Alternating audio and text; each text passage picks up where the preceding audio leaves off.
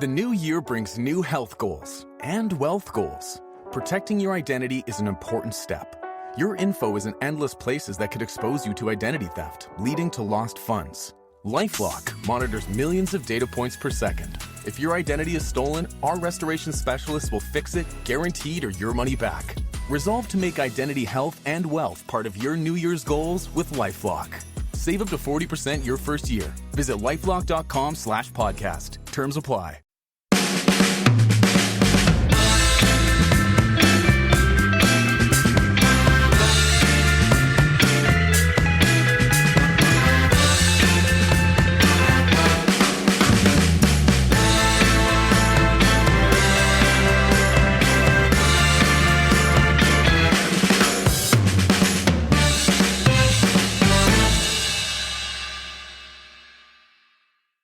All right, Wayne, we have completed a moral victory over Arsenal. Fantastic penalty shootout win.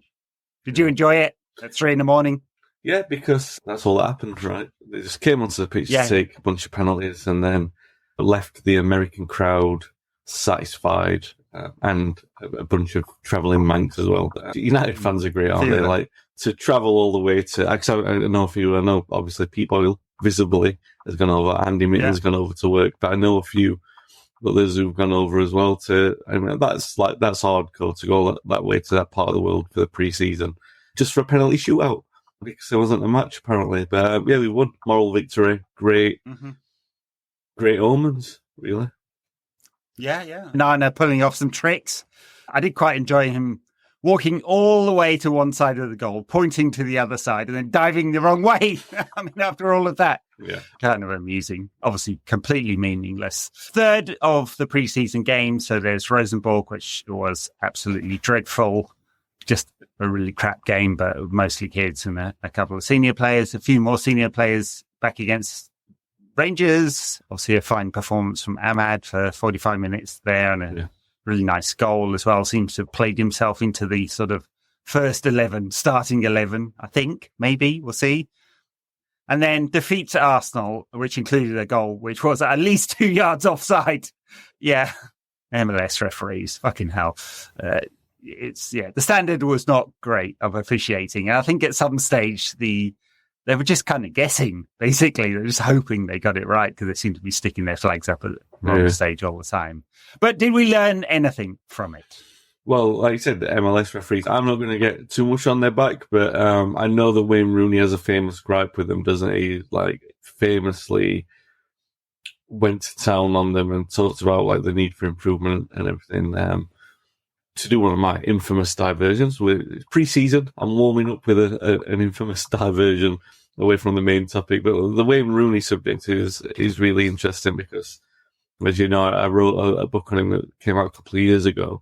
And I talked to a lot of people who played with him in America, and they talked about how they thought he'd be really good for challenging the system to actually make systemic changes because he cared about the welfare of the players and everything like that. So when he went back to DC as manager, I thought, oh, good, we might actually see some kind of mini revolution here, and it didn't turn out like that. Anyway, that's tiny diversion. I told you it was pre-season warm-up. The referee, it was a terrible decision, that. I mean, I will say the only good thing to come out of it, because it was a game that went downhill. It was even for a pre-season game. The one thing I noticed, cause did we play Arsenal? We played them last season pre-season as well, didn't we? And I remember that being a little bit too aggravational. They were a bit too overzealous in some of the tackles, and I saw that again last night, and I'm like, same last night. What are you doing? Like, this is supposed to be an exhibition. It's like when Apollo Creed and Drogo just go easy on each other. This is shadow play. I felt Arsenal were the worst for that, but Collier for United started off by cleanly tackling Jorginho, then leaving him in an absolute hump on the floor and just kind of looking at him with total disdain. I like the kid for the kind of competitiveness. I think there's some good points about his game. We can talk about him a bit more, I think. But yes, there were definitely some spicy tackles in that one. It's probably the most entertaining part of it all because the game wasn't awesome and the pitch was absolutely dreadful. It's laid over the AstroTurf. There are, of course, some MLS sides still play on AstroTurf, which I bet their injury rates spike, but it wasn't a great surface. I do wonder whether it contributed both the Hoyland's potential hamstring twang and who else? Lenny Yora's muscle injury, which is a bit more serious. I wouldn't be surprised, honestly, because it just didn't look good. It was probably quite hard underfoot, given that it was laid over not a proper surface. Normally they have a kind of layered substrate, don't they, to allow for drainage and all of that. Yeah. So that wasn't awesome. Refereeing was crap. There were obviously United made 2 changes in the first half and then 10 at half time. So 2 different sides. Again, 3rd game in a row. Ten Hag and his 4 head coaches. We'll talk about those as well. Yes, quite some changes in the backroom staff. Anyway, 3rd time in a row they've done that. And it's a shorter pre-season this year. And I don't mean in length, but in terms of the number of games. 5 games rather than 8. So, yeah, I guess they've got a plan here. Of the actual game, what stood out for you? Any players in particular, tactical changes? Well, Collier has made an impression in pre-season. Yeah. I do like that about him. And the incident that you're referring to, there was a little bit... Can you remember that there's an infamous picture of Giggs standing over Vieira with his arms, like sort of like kind of pitiful expression at him in the famous 4-2 win? I was saying infamous and famous, so I'll try and cut that one out for the... If you can bleep me if I do that again. So... I like that about him because obviously you're going to like a United kid who goes in like on an Arsenal player. Of course, that's right a passage. So if you get that, but generally in pre-season, he's looked probably the most composed of the kids. I say that no, a couple of them have done quite well. The lad who did the assist for Hugo's goal, the Rangers, that was a nice assist. So there's. I can't pronounce his name. I'm not going to try because I'll butcher it and be all manners of disrespectful with my pronunciation. So I'll not try. Someone can tell me how to do that on. Or you can try if you know. Are we talking about Maxi Oyedele? I think so. Yeah. There you go, Oyedele. Well, it's easy. Well, it was easy for you to say, not for me. Like, I needed a lead in with that. I've had a couple of hours practicing it. I would have butchered that. I would have, if I were left to my own devices. I'm not Liam Bradford. I haven't prepared it, or Alan Keegan. But yeah, so there are a couple of kids who have actually done quite well and impressed me. Yeah, Ahmad, like you said, I don't know quite if he's ready for a starting position, but I would think the fact that he's playing a lot is going to stand him in good stead to actually start that position when the season kicks off. The goal, of course, Ireland took it very well. I mean, against a novice defender and a poor goalkeeper, but the point of goal scoring is confidence, and he took it quite well. And even Rashford's pass for it was a bit of a... around the corner. On first viewing, it looks like a bit of a hoof. But then, no, it's a nice goal. I'm not having to go at the kids for Martinelli's goal. It's just one of those things. He danced in it, he did quite well for it. And, yeah. No, I mean, Martinelli did well, but he's beaten James Scanlon, who normally plays sort of right side of midfield or in the front 3 for the reserves. And then obviously Will Fish, who spent a couple of seasons on loan at Hibernian, has looked okay at that level, but I don't think he's going to make it at United. So some context for the rather dodgy defending there, I think. Yeah. I mean, Hoyler's goal's exactly what you want from him. I mean, so much of last season he spent with his back to goal trying to play that kind of number 9, which is not his thing. Get the ball in front of him. Yeah. And he does that. And yes, he's bullied a kid there, but he's done the bullying at least. Exactly, He's made the run. Rashford spotted it. It's an underappreciated quality of Marcus Rashford, his vision, I think. We saw that in Cup final, didn't we? 60-yard ball for for somebody over to the right. Garnacho. I forget now. Garnacho, yeah. That's it. And again, ran the corner for Hoyland, who's run past his man. It's great. You're talking about the kids who impressed me. Obviously, Ahmad, I don't know we count him as a kid really anymore since he's into his 4th year at United. But of the actual kids, Sam Murray, the left back, he can play either side, can't he? He's done really well. I think Harry Amos has got it. His ceiling is so high. Yeah, he mostly looks fantastic going forward. He can come inside, so invert. He's totally comfortable on the ball and in possession. Very attacking. He can overlap or he can underlap. The defending side of him, we haven't had to see much of it so far this summer. Really didn't have to do a lot of defending in that first half. So that'll to be tested. And then obviously Collier, I just think he's super competitive. I'm just not surprised there's reports that Ten Hag likes him. I mean, he's in a position that we need a player, and probably two. If he could be the second of those players, that would be a massive bonus, wouldn't it? Yeah. Not expecting him to start 30 games, but if he can do 10 to 15, that would be huge. If he can play 10 to 15, I don't know about start 10 to 15. I think that he doesn't have to start them, but yeah. Yeah, I think that the big thing about, rather than say anything like, I think that the players are going to play a certain amount of games. The big point is, do they look composed in the company that they're keeping? And they do. All of them do. I don't. There are worries like you say, Fisher's ability. We kind of know his level, but yeah, I think by and large, you look for the composure, you look for their ability to not crap themselves on that stage, and none of them have done. Yeah. They look comfortable. They look like they belong in that company. Yeah, all right. Jury out on the different abilities of them, but for sure, they didn't look like you're not thinking, oh my god, this is a massive emergency. You understand that there are so many players to come back. We're talking League Cup players, and I think that they're doing themselves a decent representation in the guise of let's say, are these players going to be part of the League Cup squad? Yes. Yeah. You look forward to seeing them in that competition. What I liked about Collier was that he was against Odegaard, and to a lesser extent, Jorginho wasn't a direct matchup, and he got very tight to Odegaard. There may have been instruction. I think we know that he doesn't like it up him. He doesn't like players getting very tight. He wants space with the ball in front to play those passes, which obviously is a very creative player and creates a lot of chances. And for the most part, he kept very tight and didn't let him have that space, and did that job very well. Obviously, lots more to learn about him than in 3 pre-season games, but because the step up is obviously very high in terms of level, but just also intensity and speed and so on. So that was good. Bit worrying about Højlund. His legs sort of seemed to go from under him. There were reports I saw on Twitter of people who talked to him in the mix zone that he said it wasn't a problem. So maybe it was just a precaution, felt something kind of, looked like he was saying hamstring, didn't it? Yeah. If you're trying to lip read him, but we'll see. Maybe it just felt a bit tight. So fingers crossed, because we've still only got one striker for the moment until the new lad whose name I'm totally forgetting. Xerxes.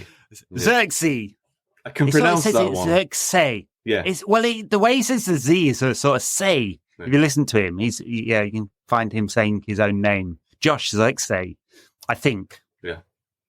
It's close I'm going to get. I mean, we pronounced Ruud van Nistelrooy wrong for 6 years of his time at the club. So, hey, and Jaap Stam. That's totally wrong as well. So, there you go.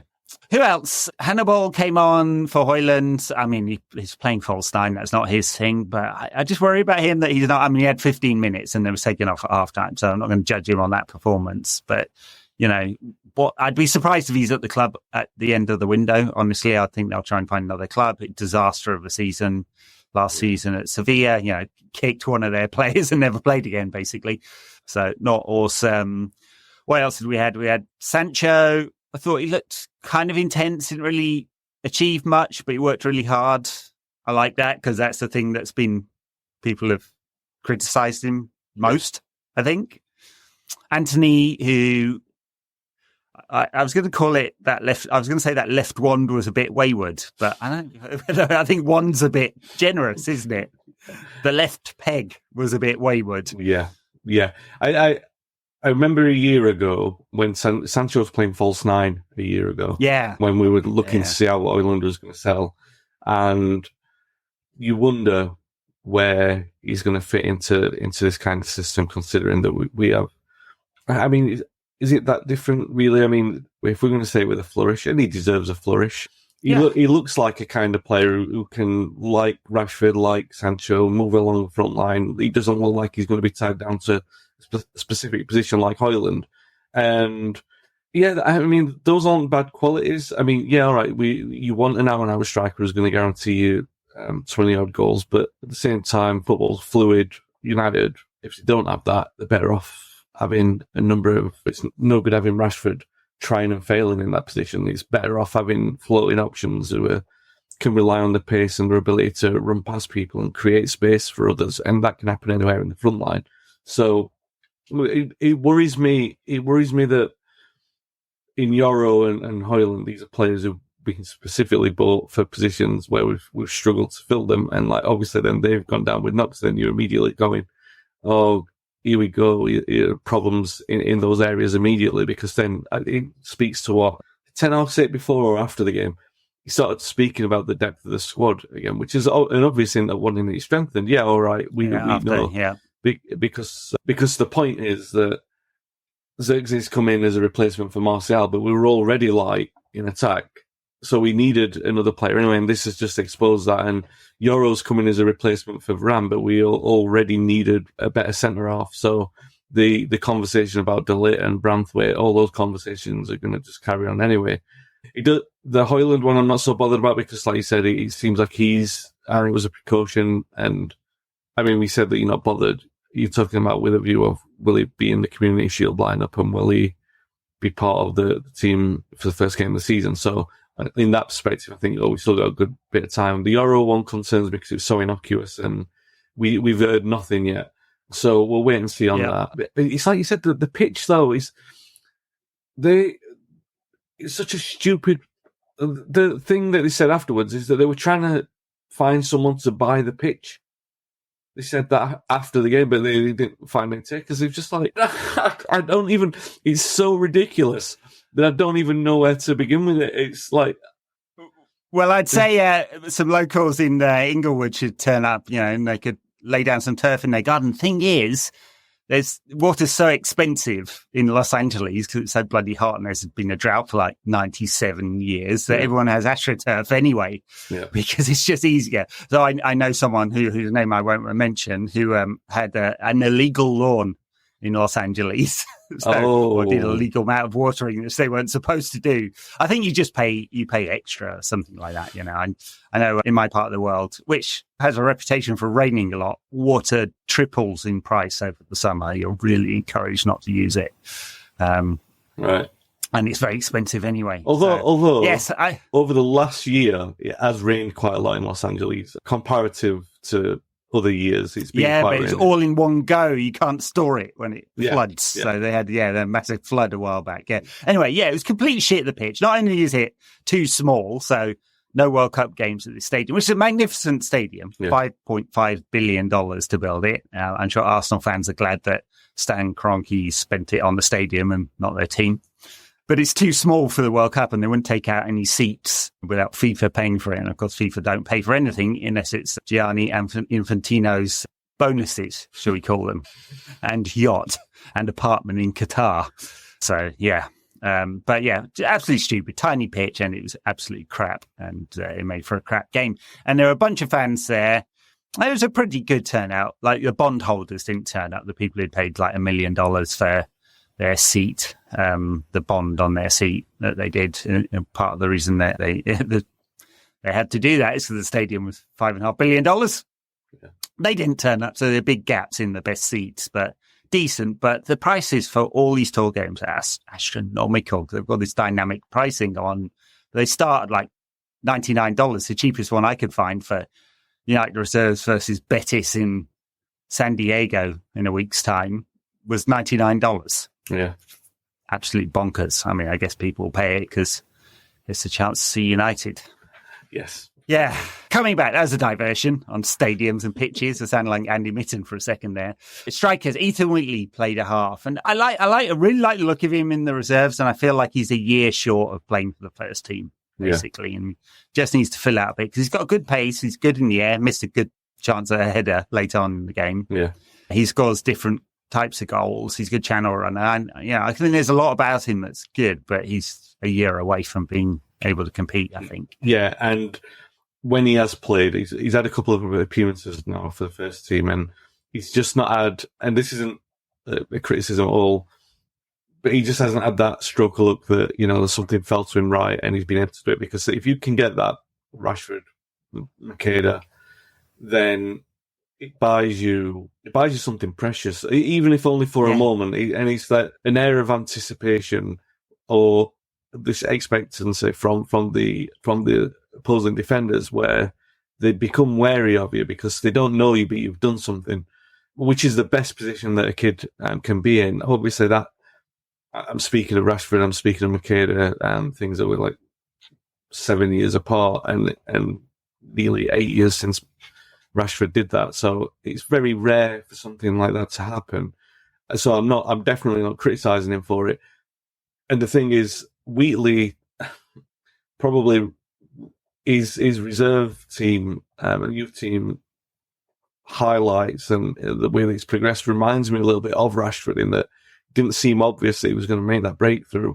But there are things that he does where in that bracket, in that sort of environment where he is comfortable, where he can be so good on the ball. He's got such a good turn, a wicked turn, and a natural glide to go past 2 or 3 players where, you know, he seems effortless, but you can't get that at senior level unless you have that sort of, like I say, you get that moment where defenders become wary of you and they sort of back off a little bit. Now, he's not getting that and he's not finding the space, because I think finding space for, I mean, how many great strikers do we know came in at like 17 and had this tremendous awareness to find space? It's very rare that you see it at 17 or 18. Yeah. So, again, all these things I don't really blame him for. It reminds me a little bit of, can you remember Fraser Campbell at the start of the 2008 season? And we had a lot of injuries up front and he got a run because of the fact that there was no one around. Right. And he was capable, he played a decent amount of games in the Premier League, to be fair, and scored some goals as well. I remember him scoring a few goals for Holland. He was at Spurs as part of the Berbatov deal for a little while. He did that swap, and then he played at Sunderland and Hull, was it? Yeah, so he had a decent Premier League chance. And I think that that's the kind of environment that Ethan Wheatley's in, that he'll get a chance. He'll definitely get chances in the first games of the season because we just don't have the numbers there. But, well, hopefully, I'm saying this in this is a predictive environment, and I feel like he will get the chances. I just feel he needs something. And it could happen in pre-season. It could happen, you know, like just we say that he needs it in the Premier League or in a senior game. Yeah, generally you do, but it could have a moment in pre-season. It hasn't happened yet. It didn't happen against Arsenal. Something could be there. He just needs something to drop for him nicely. And I feel like with that run of confidence, with that run of presence, that there could be something there in him. We just need that rub of the green, really. Yeah, I remember Bruno saying in Wheatley's debut that he was desperately trying to find him. Yeah. And there was that one where, I forget who he was playing now. Sheffield United.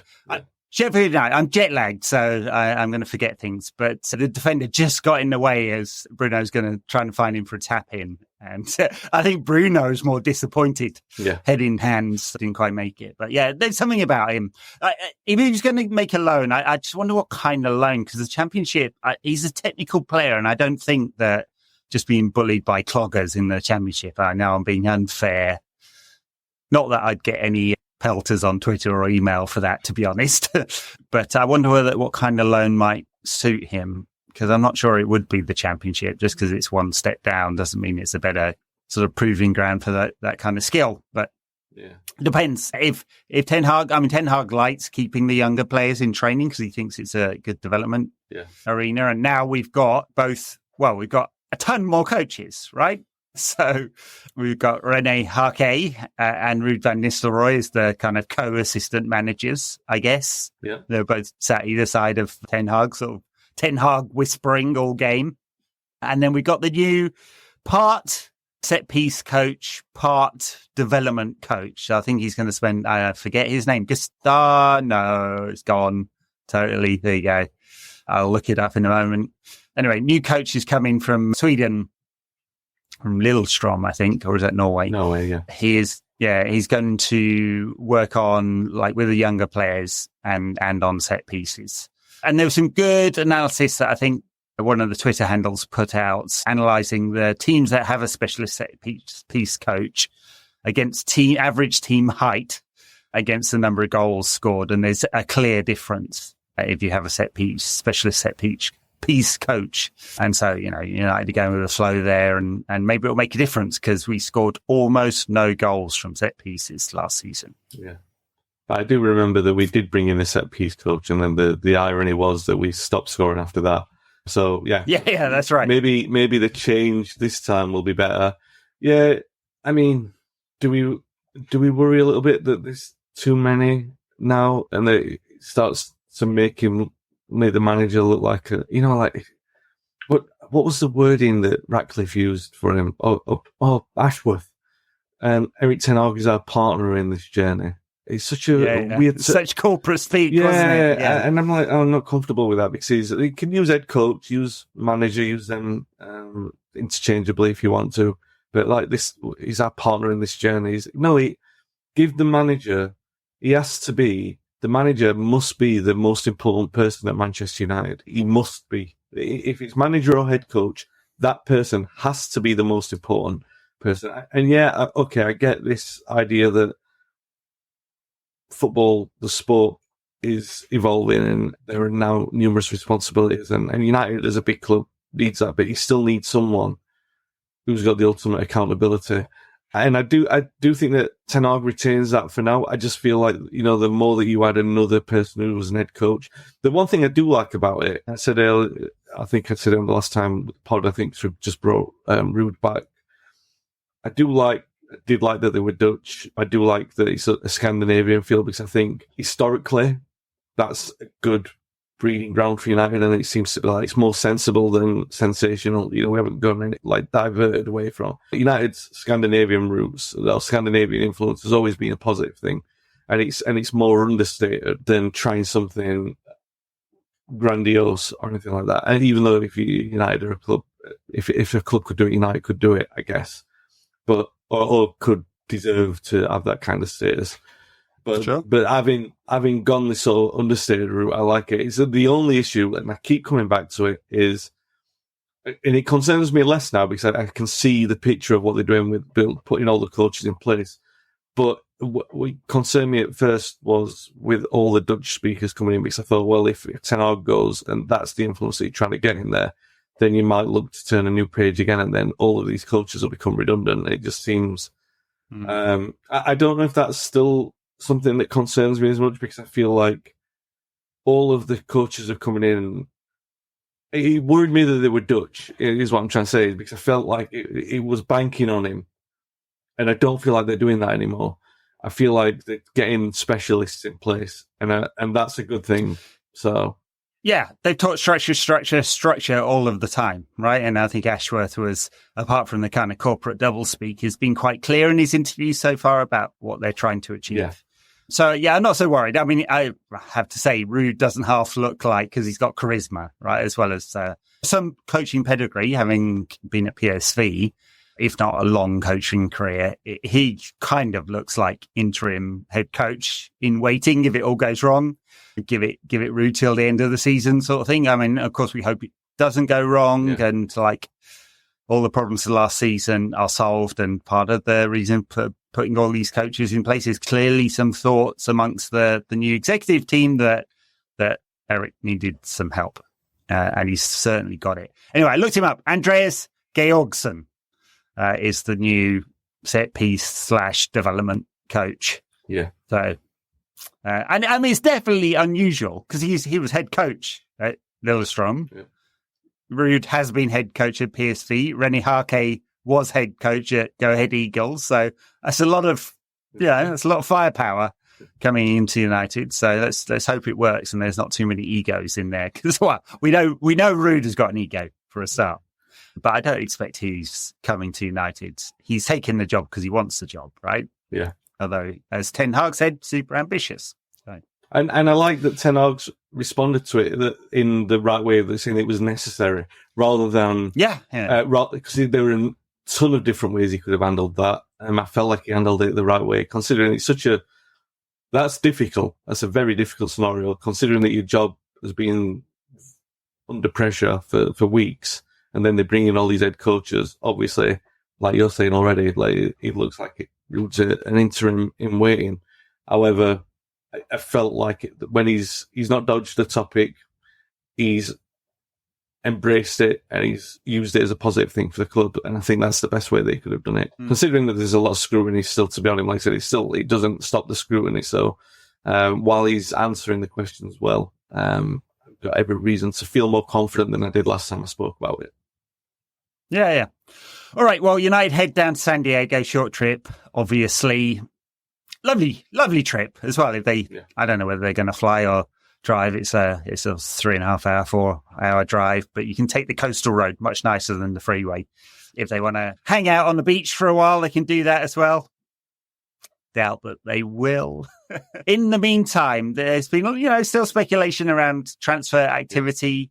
I don't know how much they'll be doing because everyone's out in California at the moment. Yeah. So the whole team are out there with Eric, who Ashworth called the boss when he was asked whether they'd be making any more signings. He said, "You'll have to ask the boss." Yeah. But I guess if Lenny Yoro's injury comes back as a serious muscle injury, he's going to be out for months, which, touch wood, it's not that.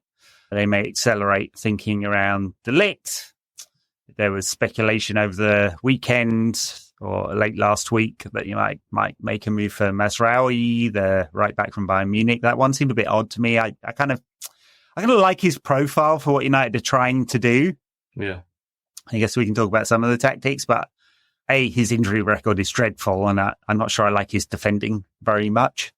So that one seemed a little odd, but it does seem that when Bazaka is, they're definitely going to move him on, whether it's to West Ham or Inter or whoever. So another right back will be needed. It's not an easy one to slot in there from the youth team, I'd say.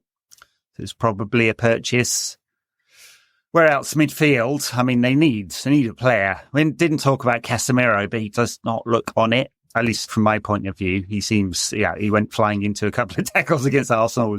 He was so slow to one of the slide tackles he went in for that he missed the player by miles, which wasn't a good sign, I'd say. I don't worry as much. Well, let me rephrase that. I didn't worry as much with Casemiro previously because I felt like, obviously, when he started slow. And I felt like at the start of last season, he was all right until his form dropped off a cliff. So I thought, all right, he takes a little bit of time to warm up, but then now I get more worried because I think it's fair to say that I've accepted that he's in decline. There was talk that I don't know how accurate this is. It was from GFFN, the French aggregator or news outlet. I don't know if I'm being unfair by saying aggregator, but I know that this report was a second-hand report from somewhere else, so I don't know how reliable the report is in circulation, but they were saying that Paris are acquiring over a 60 million move for Sancho, which I think would be tremendous business for United if that could happen. The one thing I will say, regardless of who, is that United, their activity has been so straightforward this summer that it's not like anything's dragged on and on. Apart from the Branthwaite thing, but it's out of United's hands. They obviously made an offer to Everton for him. Everton rejected it. Then they went to Lille and signed Yoro, and that happened very quickly. I mean, when they put the offer in, it was done within days. That's how quickly that did. And the same for Zirkzee as well. It just happened very, very quickly. As soon as the Euros was done, obviously they were talking about that deal for a week or two. But what I mean is that it's not something that is so protracted that it will happen. There'll probably be a couple of names that would come in before the end of the window, which we haven't heard of yet, or maybe we might have heard like a little whisper, but they'll probably happen very quickly within maybe like you said, coming home like within a space of a week or two, you know.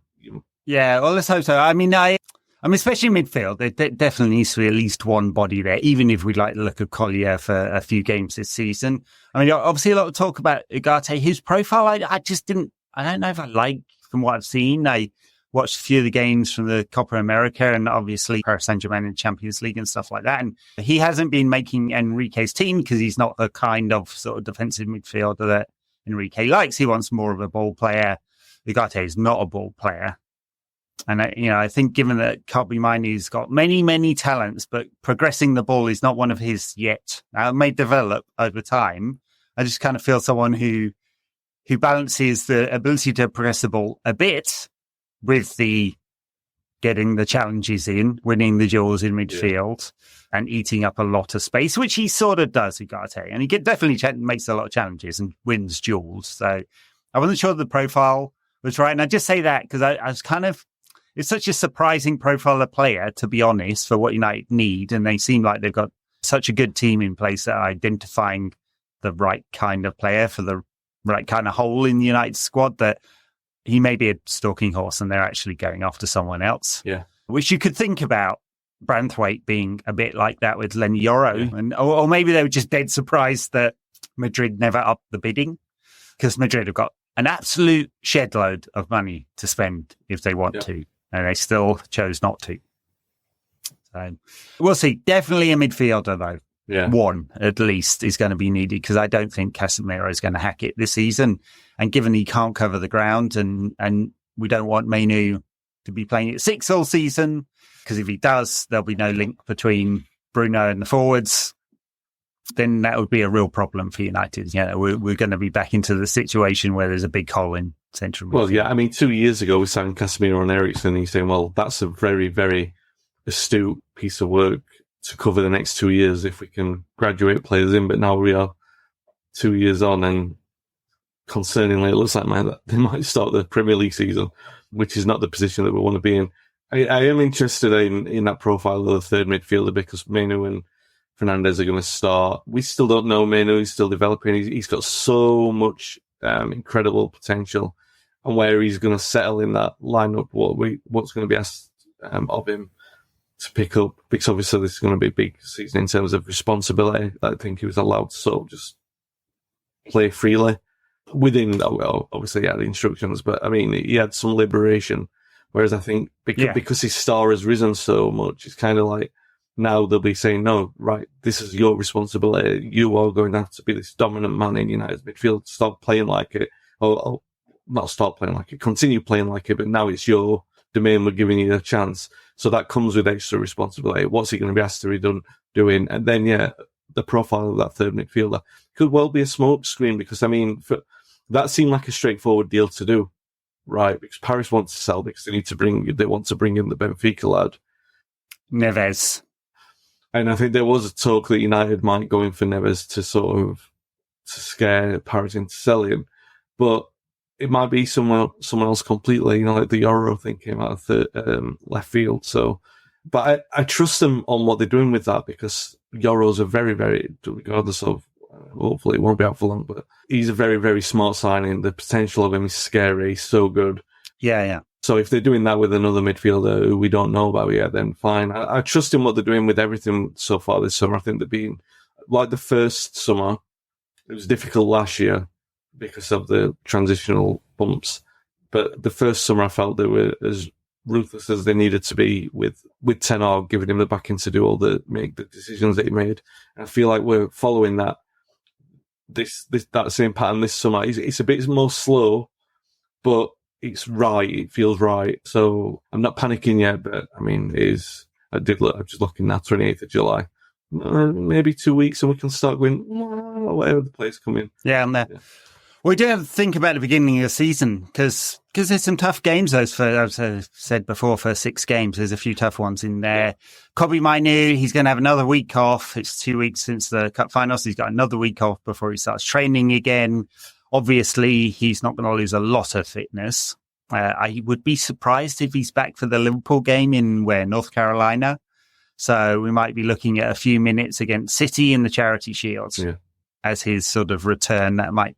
Yeah, and probably not a start there. So maybe he's not starting the game against Fulham on the opening day. So that leaves quite a hole. Mason Mount, we didn't mention. I thought he's really bright. He's energetic. He moves the ball well. He's looking for those wall passes and the 1-2s. He's not...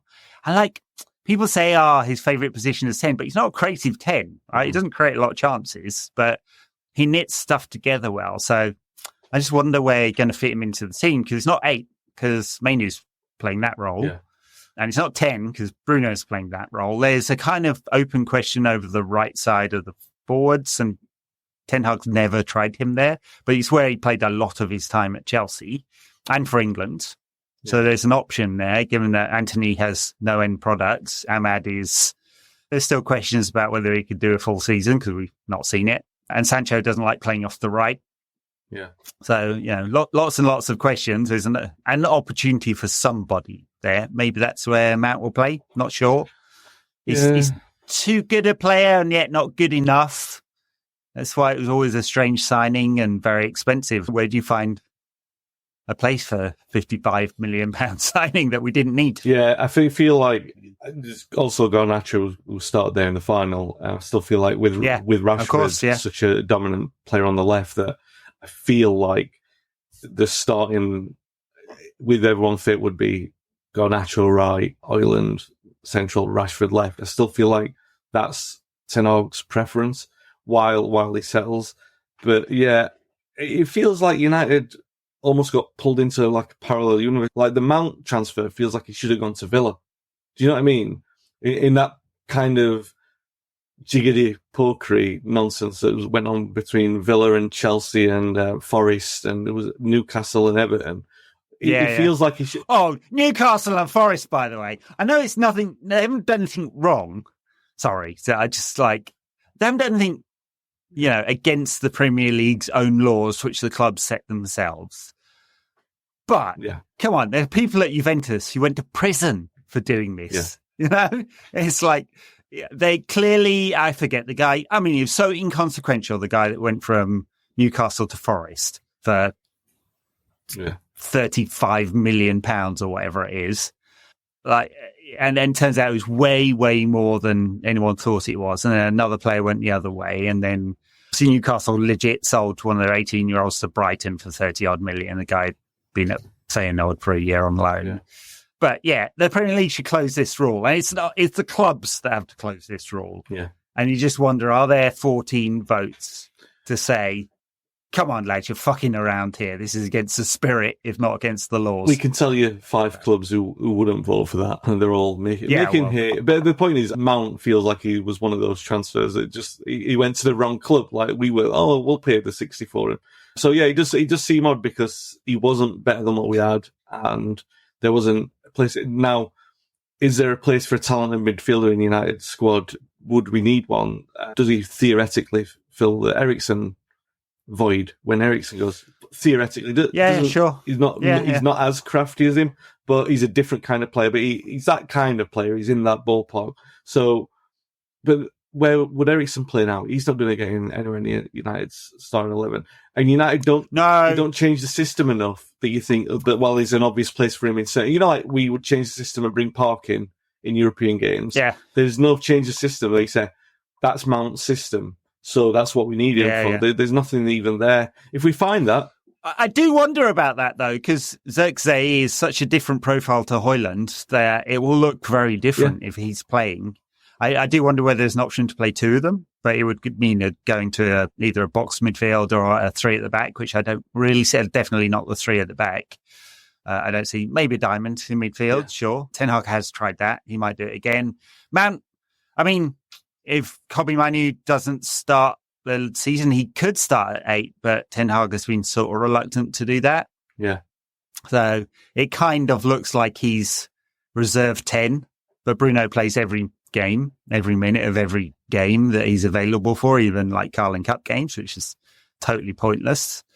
Eriksen, I don't mind him being at the club as a special teams player. Obviously, he's got a very high PSR cost, not the transfer, but the wages.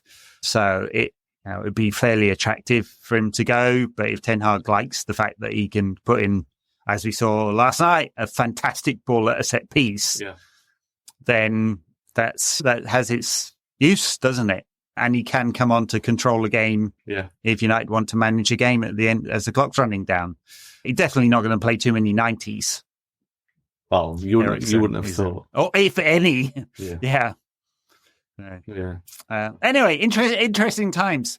Before we go, what do you know about Real Betis?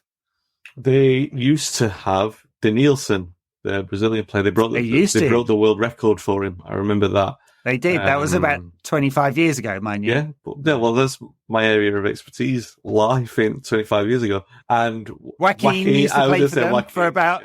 Does he not? Also played for about...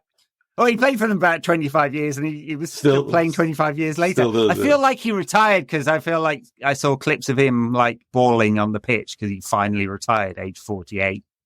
So. Maybe. He'll probably line up on and right back against not Mason Mount, Rashford. And mark him out of the game. Oh, yeah, maybe. Right. He'll probably be man of the match or something like that. That's about all I know of them. I don't know much about the current team or where they finished last season. But we played them. Obviously, we played them a couple of times. We played them in the World Cup. Before we played Qatar, when we had before the World Cup in Qatar, and United had like 2 friendlies, and they played one in Spain base. Yeah. We don't have a strong history with them, apart from we played the Europa game, didn't we, a couple of years ago against them? Yeah. But yeah. They finished 10th. Okay. 7th in La Liga last season. I'm just looking down, this is the extent of my deep analysis and research, looking at their squad on Wikipedia. So William Carvalho, who's linked with United for about 97 years. Yeah, Schneider. Isco, who everyone thought was going to be brilliant, turned out he wasn't. Trying to look at William Jose, he's forward Brazilian. He scored quite a few goals. And Nabil Fekir, who almost went to Liverpool one time before they realised his knee was about to fall off, so didn't. Hector Bellerin, better known for his fashion than his football, I think. Claudio Bravo, who Pep dumped Joe Hart for. Claudio Bravo, who could pass the ball but wasn't any good at keeping. Oh, he was dumped within 10 months. Yeah. Yep. There you go. Yeah. That's some hardcore analysis for. They've got a pretty stripy green kit. No, all good. So, will we see United's 3rd kit come out by the time we go to Betis? So that's normally the last one to be launched, isn't it? Yeah, probably August. Kit, yeah. So I'd probably back in red. Yeah. Unless someone else thinks it. They weren't playing what? Yeah. They wouldn't play in white. We've seen it. It's the kind of harking back to that stripy one from the 90s. It's quite nice, actually. It's quite nice. It's got. Well, I've got one on order, so it should be turning up. And I've got the original as well. So there you go. I'll check them out. But those originals, it's kind of the material in the kits these days feel all right. Those ones from the 90s, they feel like even in the coldest winter day that you're about to melt. Yeah. And you definitely couldn't go near an open fire without literally melting. Yeah, you would. You were combustible. For sure. With those shirts on, yeah. Well, I reckon in that Betis friendly, apart from our really crap analysis there, I reckon probably 60 minutes for the main players around the 45, right? Yeah, but they've all had 45 in these opening games. Maybe 60 before we get to maybe a full 90 against Liverpool for some of them. Yeah, the weather will be a little bit warmer down, a little bit warmer. Same, yeah. You would think probably a few more minutes for some of them. There's no one returning in the meantime, is this? So it's going to be the same players. Yeah. Well, Bruno and Dallo are due back earlier, I guess. Yeah. So if they're not in training yet, they'll be soon. So I would imagine maybe a few more minutes in the second half. But is what it is. Hopefully no one. San Diego, known for its beaches, its naval academy and military base. There's the Gas Lamp, which is the smallest downtown anywhere. There's 3 blocks of restaurants, overpriced restaurants. And then there's the Old Town, which is a bit more fun if you're Mexican. And if you really want some fun, you take a car and you go over the border to Tijuana, which is, I have to say, quite an experience for any listeners who've been or not been and want to partake in the joys of the local painted ladies and the local painted donkeys. If the game's no good, you can skip out on the hour mark and get an head start. Yeah, that's right. Yeah. Very good. All right. I don't think we've got much else to say. Nothing to talk about on the women's side yet. They're going to start months later or so because many players are out at the Olympic Games and it's just short season anyway. There's not been a lot of movement over the last week since we last talked about it. But yeah, hopefully some more transfers, maybe some more transfer news before we catch you again. And we'll certainly be back after that Betis game at some point.